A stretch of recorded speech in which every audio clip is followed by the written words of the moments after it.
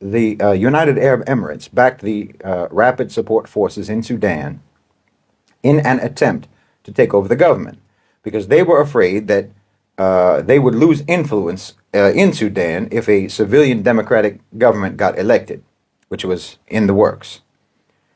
And the UAE has been positioning itself for years now as a broker for everyone's interests. And that's what they were doing in Sudan. They wanted to be a broker for everyone's interests, as opposed to the West dominating Sudan, or China dominating Sudan, or Russia dominating Sudan. They wanted to dominate Sudan and manage everyone else's stake in Sudan. They wanted to be the middleman. I talked about this all the way back when the attempted coup first took place. I said, and I think it's been borne out over time, that everyone was aware of what the UAE was doing. The Americans were aware, the Europeans were aware, the Russians and the Chinese. Everyone was aware, and everyone approved of what the UAE was doing at that time. For the Russians and for the Chinese, and I think for Saudi Arabia as well, their approval was conditional on the coup succeeding and stability being secured and restored quickly.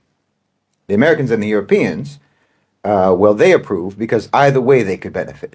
If the coup succeeded, then they could do business with the UAE. They could mitigate some of China's and Russia's influence by means of the UAE, and they could protect their own interests. But if the coup failed, then for them, the country can fall into chaos and violence, and that's fine. Because if that happens, then China's and Russia's interests would be undermined anyway, which is mostly what they wanted. And they could push for the war in Sudan to escalate until eventually Sudan could be divided yet again, after they had already successfully divided the South from the country. Now the West could be broken off. So for them, it's a win-win. If the coup works, they win, and if the coup doesn't work, they win. And of course, this is how it's gone. Everyone talks about India being the potential spoiler of BRICS, but in my opinion, the UAE is more dangerous to the BRICS project than India is, even if unintentionally.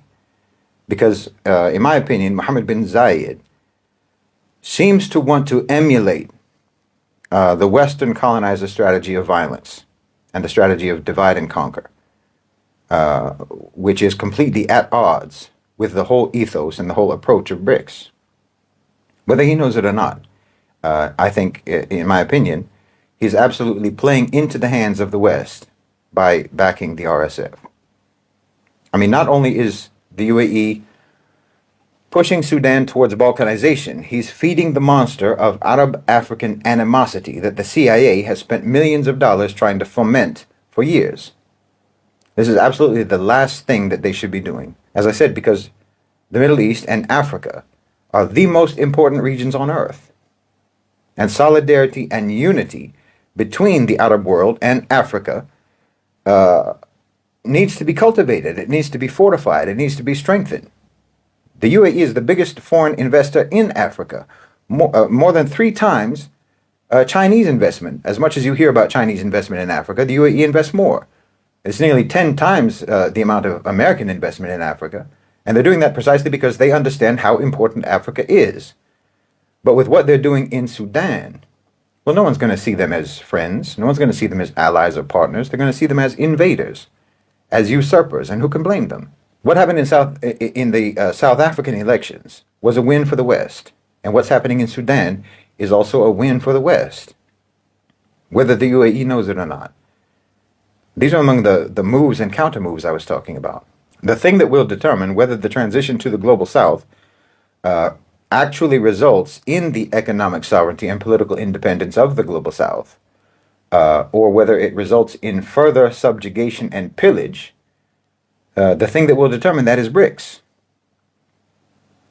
I mean, the UAE has been incredibly strategic in building their power and building their autonomy over the last 30 years. But their actions in Sudan can undo everything that they've achieved.